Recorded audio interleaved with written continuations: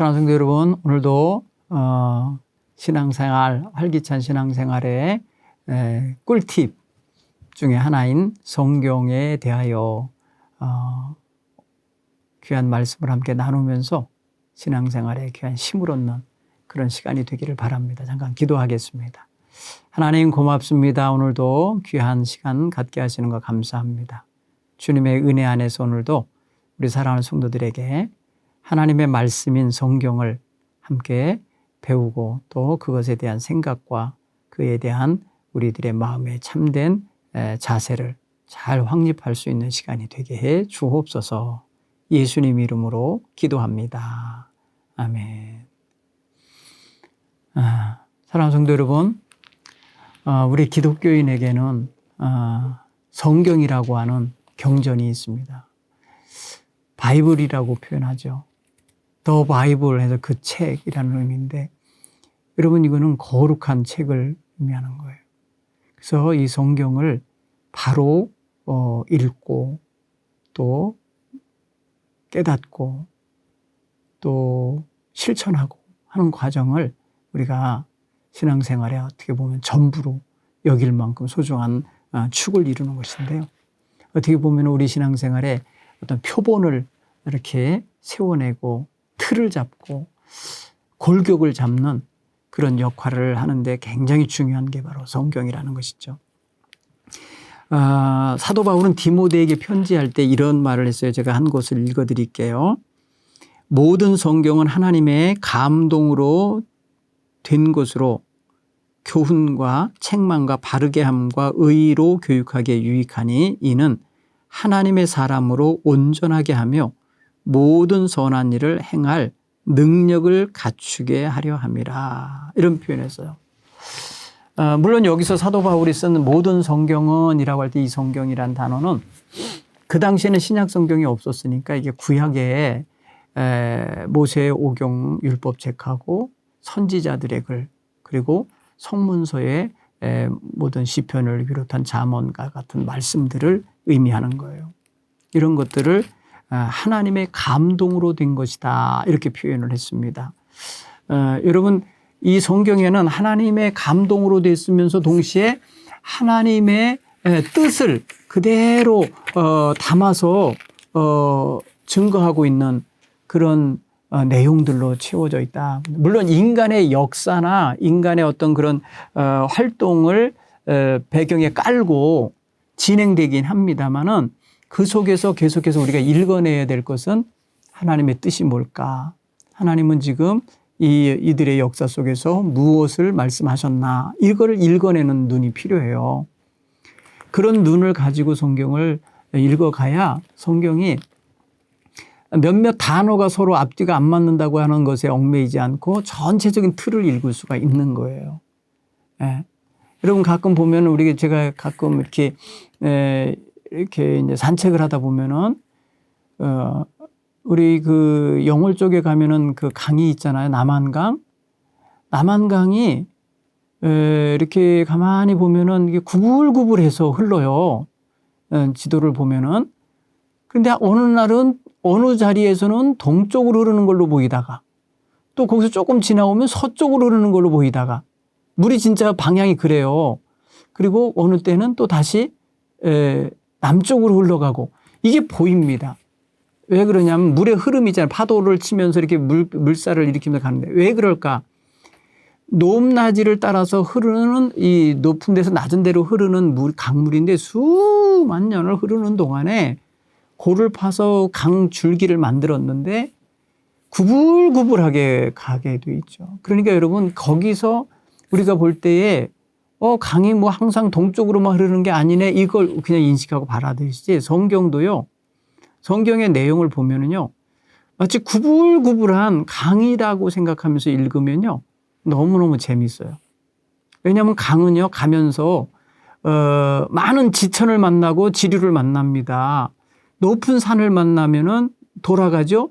돌아가는 사이에 어떻게 되느냐. 강이 더 커지는 이유는 높은 산에 여러 그 골짜기로부터 물이 합류가 돼요. 그렇기 때문에 강이 하나가 흘러가는 동안에는 주변에 산과 마을을 지나가는데 그 산을 통하여 나올 때에 많은 골짜기에서 나오는 물이 함유가 되고 마을을 지나갈 때 마을로부터 나오는 물도 함유가 돼요. 그러니까 강 하나 속에는 여러 가지 요소 물이 섞여 있다라는 걸 알 수 있어요. 성경이 그래요. 구약 39권, 신약 27권의 이야기, 66권의 이야기를 읽으면요. 단 한 사람 이름으로 쭉 연결돼서 익혀지는 게 아니잖아요. 각 시대마다, 각 역사마다, 각 나라마다, 그죠? 상황마다 다 다르지만 다 거기서부터 모아진 내용들이 함께 모아져서 성경이라는 것 속에 흐르고 있어요. 여러분, 이런 눈이 여러분들이 성경을 읽다가 어느 날 뜨여지는 날 아주 그냥 굉장히 감춰진 보화를 발견한 것 같은 기쁨을 보시게 될 겁니다. 여러분, 성경 근데 크게 보면은요, 흘러요. 흐르는데 뭐냐. 하나님의 역사 주관하심을 드러내면서 흘러요. 이걸 아시면 되고요. 어느 시대나 주체는 하나님이시라는 것을 항상 보셔야 돼요.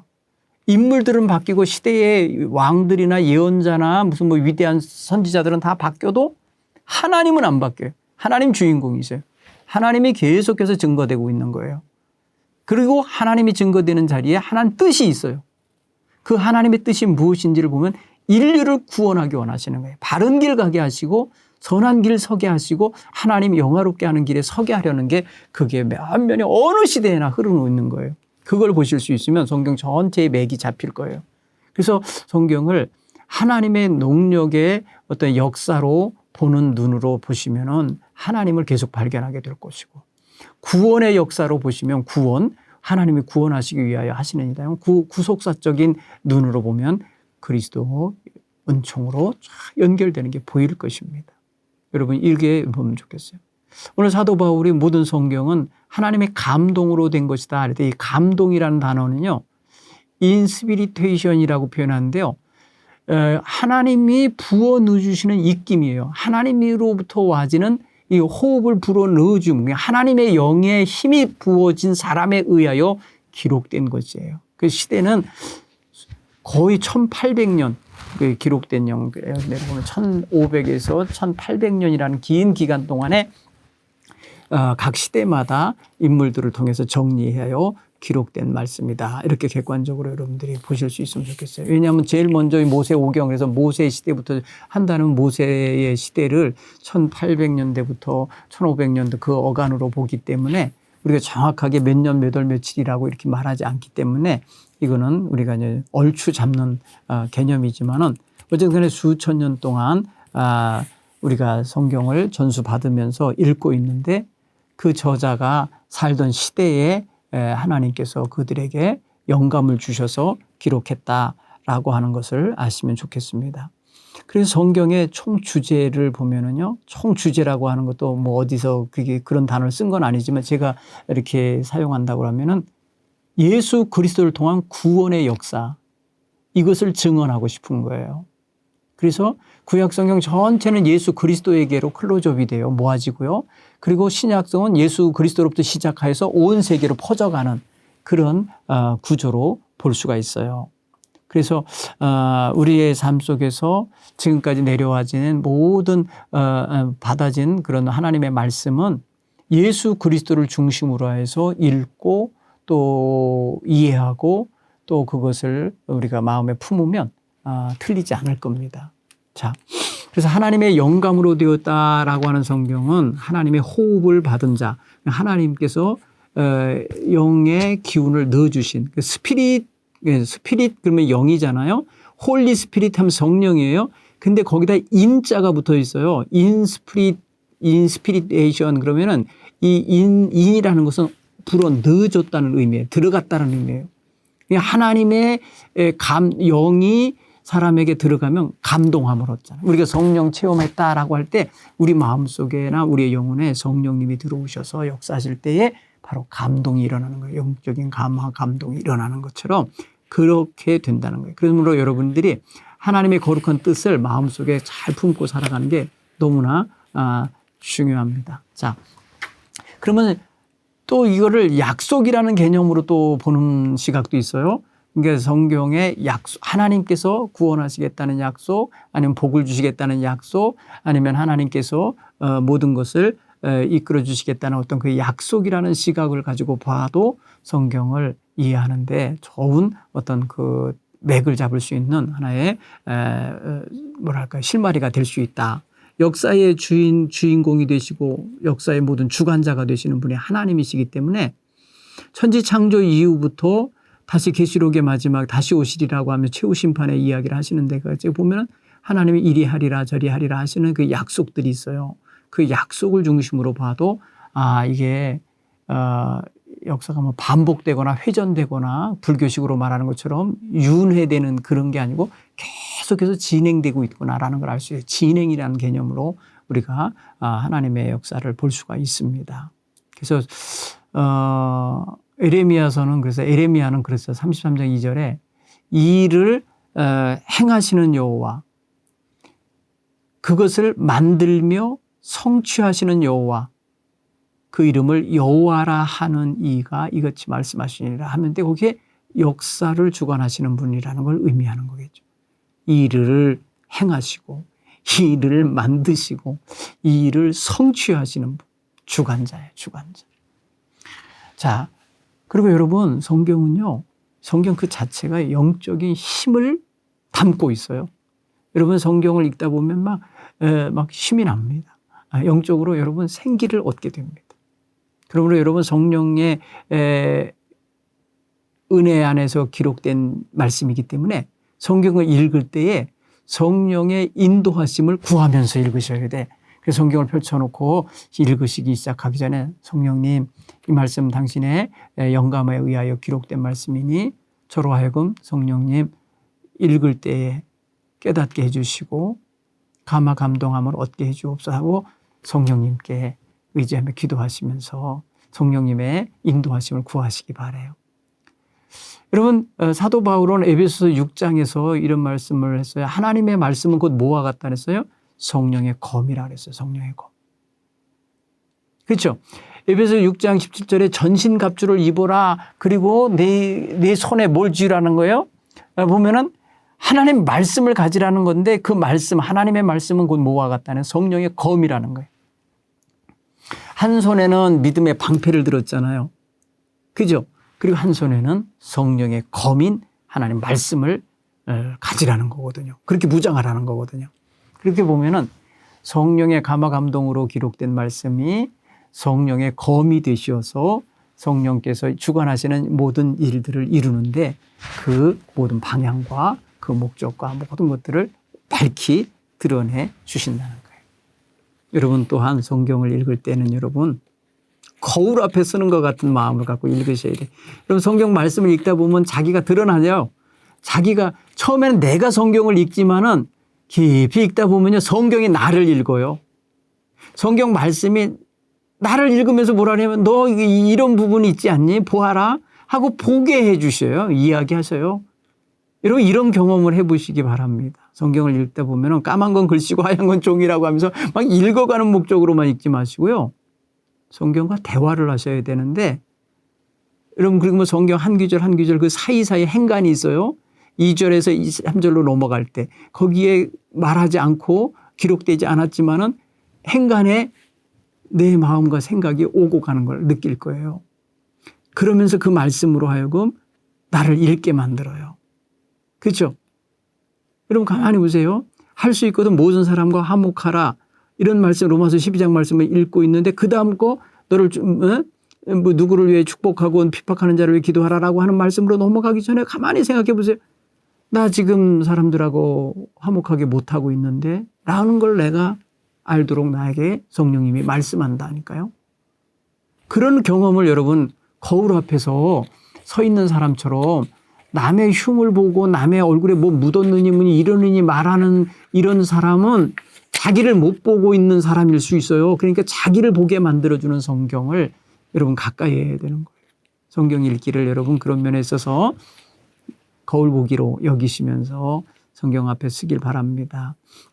히브리서 4장 12절에 히브리서 기자가 이렇게 말해요. 하나님 말씀은 살았고 활력이 있어 좌우의 날선 어떤 검보다 예리하여 혼과 영과 및 관절과 골수를 찔러 쪼개기까지 하며 또 마음과 생각과 뜻을 판단하시는 아신다는 거예요.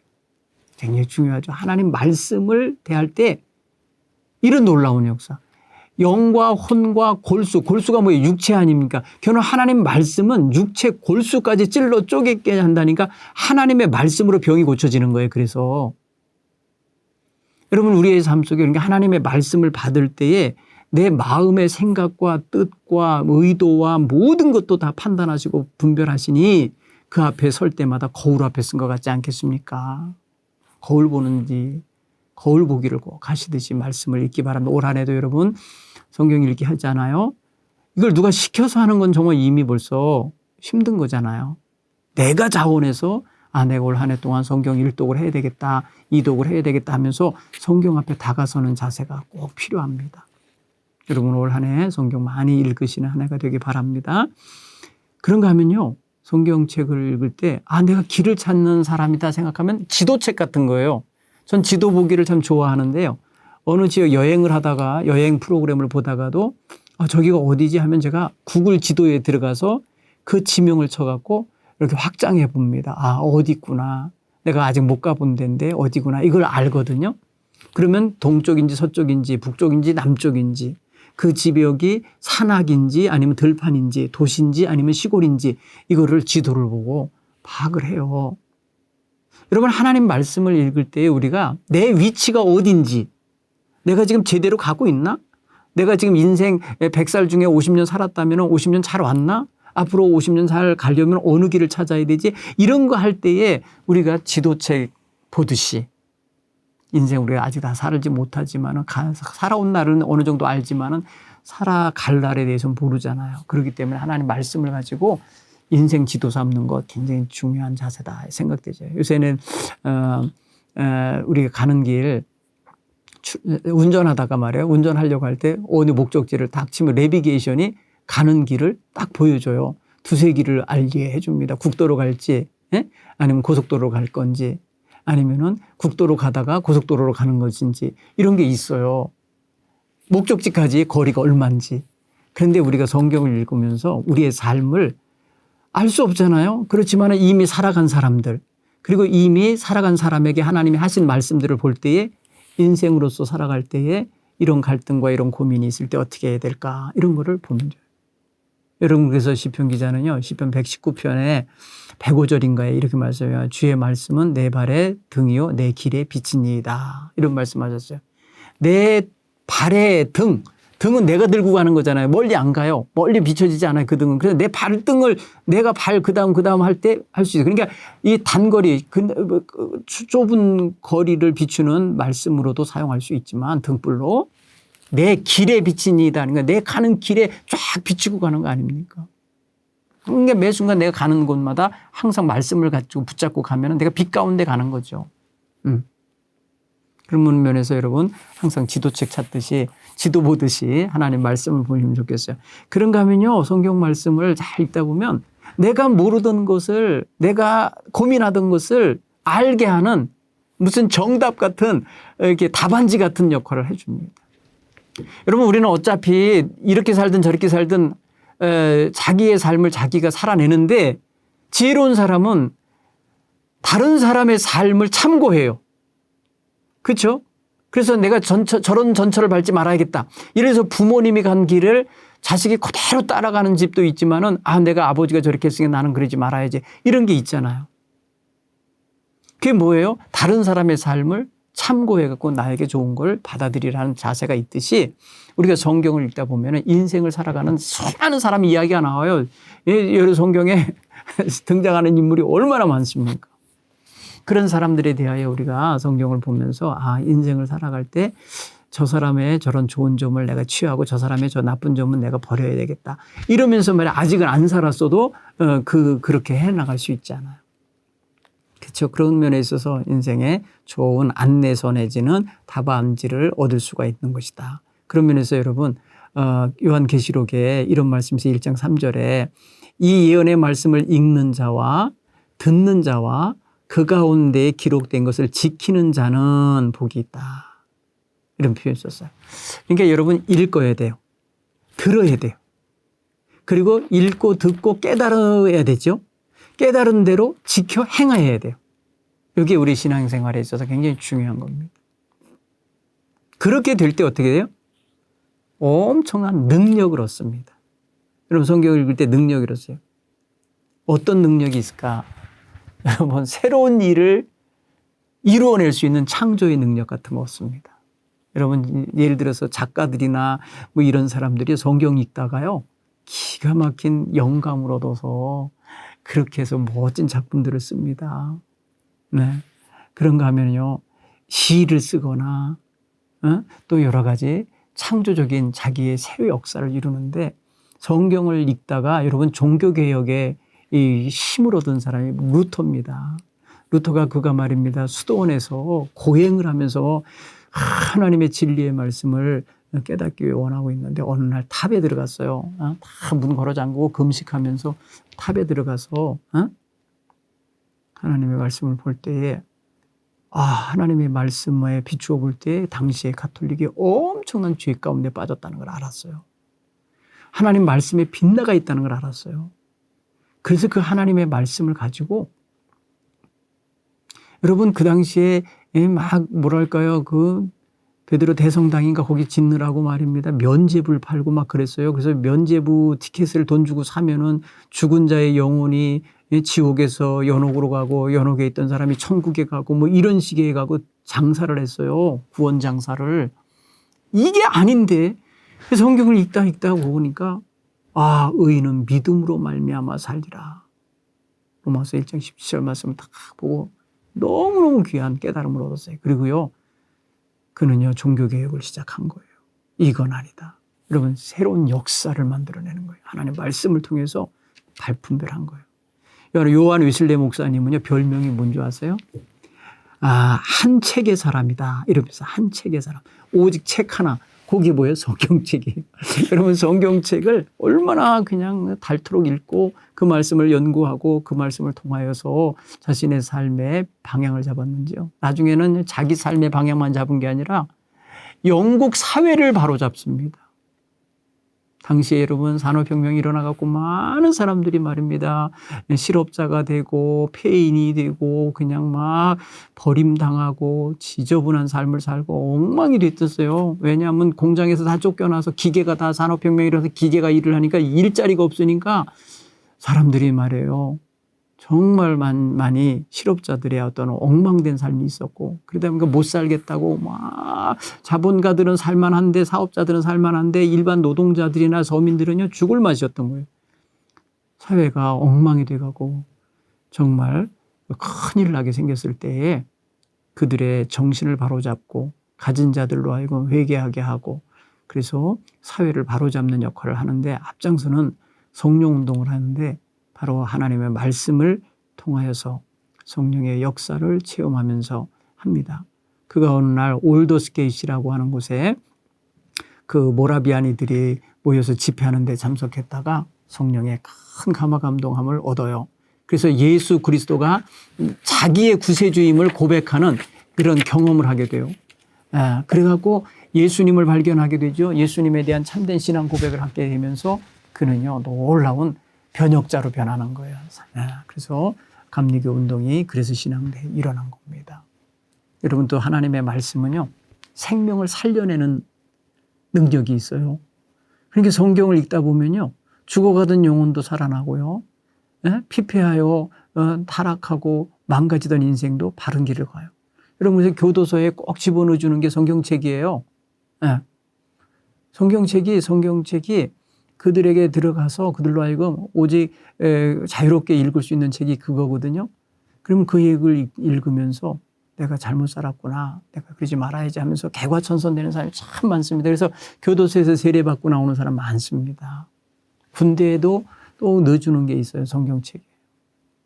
외국에 가면은 호텔마다 그 서랍에 보면은 성경책이 다 들어있어요. 여러분 성경은요.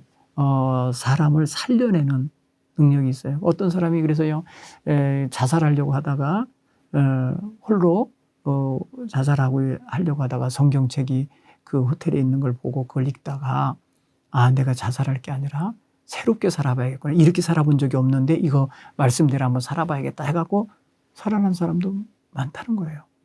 여러분 오늘 우리는요.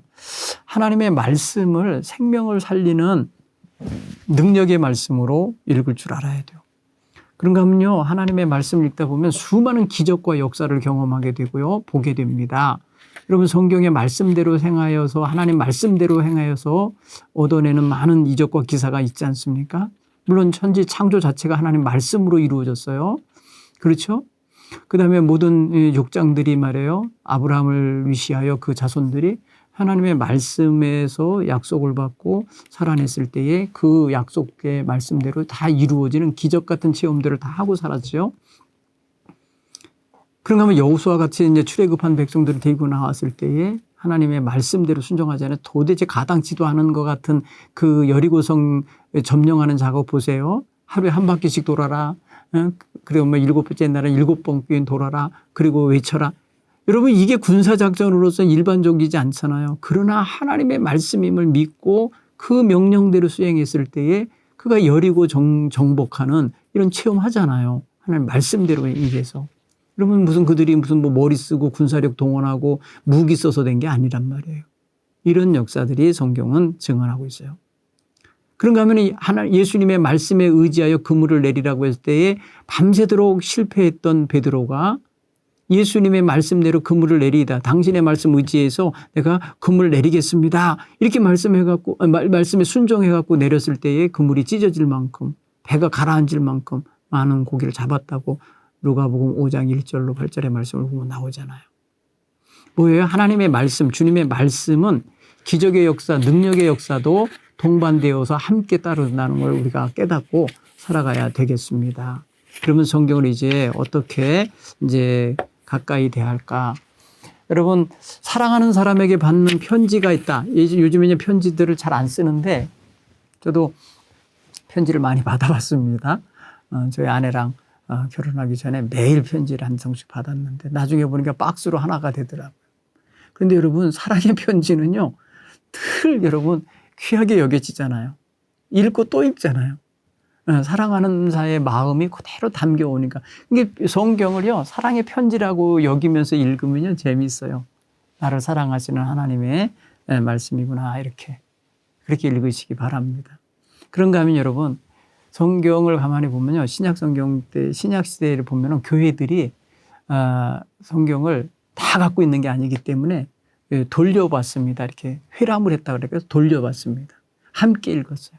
공동체가 함께.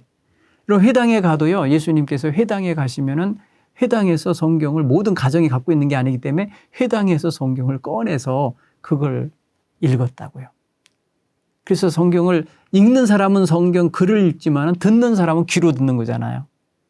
그래서 성경은 본래 듣는 기능이 커요. 들어야 돼요. 쉐마 이스라엘아 할 때 그 쉐마는 들어라 이 소리거든. 쉐마 이스라엘, 이스라엘아 들어라 이러면서 하신 말씀인데 여러분 우리가 요새 성경 읽기 프로그램도 있어요. 읽어주는 프로그램. 저 앱이 있어요. 가만히 들어보세요. 듣고 또 듣고 듣고 또 듣고 그 속도를 좀 늦춰서 들으면요. 여러분 굉장히 귀한 은혜의 경험을 할 수 있을 겁니다. 개인적으로 성경 공부도 하고 묵상도 좋지만은 우리 교회 성도들이 함께 이렇게 성경을 읽는 공동체가 함께 읽는 일에도 한번 참여하는 것도 중요한 일이라 여겨집니다. 여러분 성경 읽어주는 그런 저기가 있어요. 이제 뭐 지금 프로그램이 있어요. 여러분들이 그것을 늘 듣고 들으면서 믿음이 나는 이런 역사를 경험하시기 바랍니다. 그런가 하면 들은 말씀이나 읽은 말씀은 어떻게 되겠어요? 잘 아시잖아요. 마음에 새겨야 됩니다. 새기는 방법은 두 가지가 있어요. 암송하면서 묵상하는 방법. 암송하면서 묵상하는 거. 여러분 암송은 뭐예요? 계속 그 문구를 입에다가 담는 거예요. 그리고 기억하는 거예요. 그다음에 묵상을 합니다. 그 말씀을 읊조린다고 표현해요.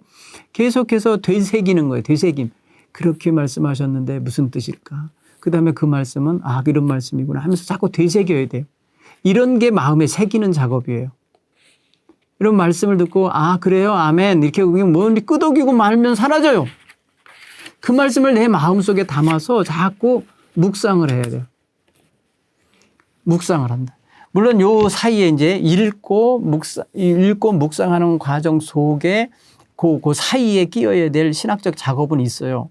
개인적으로는 목회자들 같은 경우는 뭐 주석책도 보고요, 성서 사전도 보고요, 신학 사전도 보고요, 다른 어떤 많은 거기에 대한 단어 연구도 하고요. 이러면서 연구하는 과정이 또 있지만 우리 성도님들은 그냥 있는 대로 읽고 마음에 품고 하나님 앞에 이 말씀이 무슨 말씀입니까 하고 기도하면서 묵상을 하는 거예요. 그 묵상하는 생활이 계속해서 이렇게 쌓이면요, 놀라운 그 말씀을 해석하는 걸 경험하게 돼요. 그렇게 경험을 하다 보면은요, 너무 큰 은혜가 되죠. 무엇보다 더 중요한 건요, 성경 말씀을 읽고 듣고 암송하고 묵상하는 걸로 끝내지 말고 실천해야 돼요. 말씀은 삶의 기록이 되도록 삶 속에 담아가는 생활이 필요합니다.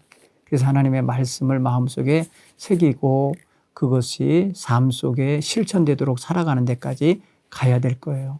그게 그래서 오늘 제가 읽어드린 말씀 속에 하나님의 감동으로 된 것으로 교훈과 책망과 바르게 함과 의에 교육하기에 유익하니 이랬으니까 하나님의 말씀을 읽고 묵상하다 보면요, 나에게 교훈을 주시는 것, 나에게 또 때로는 책망해 주시는 것, 또 나로 하여금 바로 설도록 교정해 주시는 것, 나로 하여금 교육해 주시는 것, 이런 게 경험되어지거든요. 깨달아지거든요. 말씀의 성격에 따라서. 그러니까 그거에 맞춰서 여러분들이 응답을 해야 돼요. 교정하라고 가르쳐 주시는 거면 교정해야 되고, 책망하시는 거면 책망을 들어야 되고, 예, 알겠습니다, 목사님. 예, 알겠습니다, 하나님. 하면서 여러분 그 말씀에 다가서야 될 줄 믿습니다. 그런데 여러분 성경을 여기서 항상 중요하게 되는 게 뭐냐면 개인적인 성향에 따라서 정치적인 성향에 따라서 오용하거나 그릇된 해석을 하거나 잘못된 길로 성경을 적용해 가는 걸 경계하셔야 돼요. 이게 굉장히 중요한 겁니다. 성경을 여러분이 읽으실 때에. 그래서 아무 근거도 없이 말입니다. 그렇게 말해주는 걸 듣는 사람들이 있어요. 그럴 때는 여러분 차라리 목회자들한테 전화하셔서 이게 무슨 뜻인지 알게 해주세요 하면서 묻는 게 낫지, 여러분 전혀 알지 못하는 사람들의 가르침에 그냥 빠지면 잘못하면 그게 이단에 빠지는 겁니다. 여러분 조심하시기 바랍니다. 자, 이제 성경을 읽으면 여러분 유익한 게 많습니다. 여러분 구원의 확신과 감격이 더 온전해집니다. 성경을 읽다 보면 여러분 믿음이 더 어떻게 공고해진다고요. 여러분 믿음이 성경을 읽을수록 더 든든해져 가는 그런 경험을 여러분들이 올 한 해 해보시기를 간절히 바랍니다. 성경이 단단해져요. 구원의 확신과 감격이 넘치기 때문에 여러분 누가 뭐 이러니 저러니 말하는데 현혹되거나 흔들리지 않습니다. 그래서 성경을 잘 읽고 듣고 또 묵상하고 실천하는 가운데 여러분 믿음이 더 든든하고 견실한 믿음이 되기를 바랍니다. 또한 영적인 성장이 이루어집니다. 그리고 하나님 말씀을 들을 때 자기가 잘하는 거를, 물론 몸은 늙어가고 그죠, 해마다 더 늙어가고 약해져 가는 거지만은 내 속사람은 날로 새로워지는다고요. 그럴 때에 겉사람은 후패하나 속사람은 날로 새로워지는 역사를 위하여 필요한 영양분 그리고 양식으로서의 역할을 해주는 게 하나님 말씀이에요. 그래서 날마다 신앙 성장이 일어납니다. 그래서 말씀에 근거한 신앙 성장이 일어나야 돼요. 말씀이 없이 그냥 자기 체험으로 아니면 뭐 어떤 그 주소들은 어떤 상식으로 신앙 성장을 한다면 위험합니다. 네. 하나님의 말씀은 절대적인 권위가 있잖아요. 안내서로서, 거울로서, 또 어떤 지도책과 같은 그런 모습으로서 어떤 권위 있는 것인데 이 사람 저 사람 개인적인 체험을 하거나 아니면 어떤 그 상식적인 어떤 쪼가리 지식 가지고 여러분을 주관하게 하셔서는 안 됩니다. 항상 바른 신앙, 바른 신학 그리고 바른 성경 해석을 바탕으로 여러분이 성경에 접근하셔야 돼요. 그래서 영적인 성장이 건강하게 바르게 성장되어야 됩니다. 여러분 그래서 그런 면에 있어서 베드로전서인가요? 베드로전서 2장 2절에는 그래서 베드로 사도가 그렇게 말합니다. 마치 갓난아기가 젖을 사모하듯이 하나님 말씀을 사모하라는 거예요. 그래서 갓난아기들 같이 순전하고 신령한 젖을 사모하라. 이는 그로 말미암아 너희로 구원에 이르도록 자라게 하려 함이라. 자라게 한다. 하나님의 말씀을 읽을 때 영적인 성장이 일어나니까 정말 갓난아기가 젖을 사모하듯이 하는 자세로 사모하는 마음으로 말씀을 상고하시길 부탁을 드립니다. 그런가 하면 하나님의 말씀을 읽고 의지하며 살다 보면요, 바른 신앙생활을 할 수 있어요. 바른 삶. 여러분, 신앙이 바르면 생활도 발라요. 이거 무슨 뜻인지 알겠죠? 신앙이 바른데 여러분 생활이 왜곡될 수 있습니까? 하나님을 사랑하고 부모를 공경하는 게 말씀이잖아요. 그 말씀대로 사는데 부모에게 불효하는 자식이 나오면 되겠어요? 이건 뭔가 여러분 잘못된 거죠. 그러므로 바른 신앙을 가진 사람은 성경을 바르게 읽고 바르게 해석하고 바르게 따르기 때문에 생활도 바르게 되는 거예요. 그러면 성경 말씀을 여러분들이 읽을 때에 항상 오늘 하나님의 말씀을 읽는 사람에게 하나님의 사람을 온전케 하려 함이라 그랬잖아요. 디모데후서 3장 17절에 이는 하나님의 사람으로 온전하게 하며 모든 선한 일을 행할 능력을 갖추게 하려 함이라. 모든 성경은 하나님의 감동으로 된 건데 이 감동으로 된 성경을 읽고 묵상하고 이 말씀대로 살아갈 때에 하나님의 사람이 온전하게 세워진다는 거예요. 여러분은 다 하나님의 귀한 자녀입니다. 대학 교육을 받았기 때문에 바르게 되는 게 아니라 하나님의 말씀으로 양육받으셨기 때문에 바르고 온전한 신앙생활을 하고 사회생활을 하게 될 줄 믿습니다. 신앙생활을 통해서 여러분의 인격도 새로워지시고 여러분의 영성도 바르게 되시고 여러분의 대인관계, 인간관계도 정말 아름답고 화평하게 이루어지고 세상사 분별력과 직관력과 통찰력 같은 것도 하나님의 말씀을 통하여서 얻게 되기 바랍니다. 여러분 무엇을 어떻게 보느냐 그 가치관이 굉장히 중요한데 그 가치관을 바르게 잡아주는 게 하나님 말씀이에요. 그럼으로써 그것을 바탕으로 살아가는 삶은 더더욱 그래서 하나님의 백성의 모습으로 증명하고 드러내는 그런 통로가 될 겁니다. 그런가 하면 여러분 성경을 읽다 보면 영적인 승리자가 될 수 있는 승리의 키를 발견하게 됩니다. 성경은 영적인 승리자들이 되게 만들어요. 그러면 하나님의 말씀으로 전신갑주를 입은 사람이 성령의 검으로서 들고 있는 그 말씀이 우리라고 결국 적을 공격하고 적을 상대할 때의 능력으로 작용할 겁니다. 예수님이 40일 금식기도 하고 나서 사단에게 시험 방할 때 다 그 하나님 말씀에 성령의 검으로서 다 잘라냈습니다. 끊어냈습니다. 여러분 우리가 그런 면에 있어서 하나님의 말씀으로 우리가 승리자가 되시는 이런 역사가 있기를 바랍니다. 이렇게 될 때 결국에는 어떻게 해요? 인생이 성공적이고 가치 있는 삶을 살아내는 결과가 오는 거예요.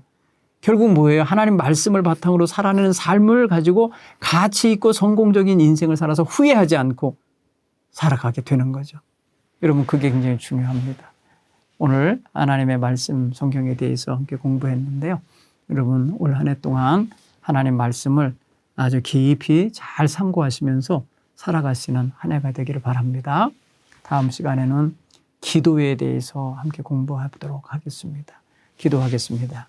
하나님 고맙습니다. 오늘도 우리에게 귀한 날, 귀한 시간 주셔서 감사합니다. 하나님의 거룩하신 은혜와 사랑을 통해서 새날 새로운 어떤 생각과 또 하나님 그런 언행을 갖고 살아가려고 이 시간도 하나님 말씀으로 다져졌습니다. 하나님 우리의 생활에 하나님 말씀으로 적용되어져서 정말 승리하는 삶, 성공적인 삶, 가치 있는 삶이 되고 또 향기롭고 빛이 나는 삶이 되게 인도해 주옵소서. 예수님 이름으로 기도합니다. 아멘.